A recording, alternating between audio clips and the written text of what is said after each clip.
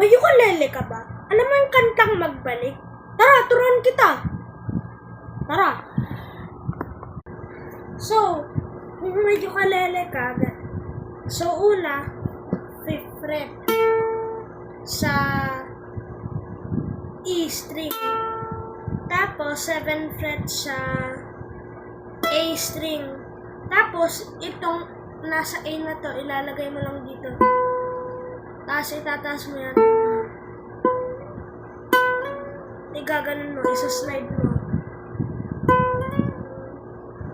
Ganon lang siya. Tapos, uulitin mo yon 2 beses. Pero, pag pangatlo na, ganito na siya. So, pares pa rin, pero may twist.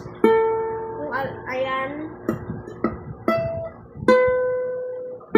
Pero hindi na siya isa-slide. Ganito na lang siya. Tapos dito, sa 10th fret, tapos 9, tapos 5. Ulitin nyo yung 3 beses, tapos kabisado nyo na yung intro ng magbalik. Boom!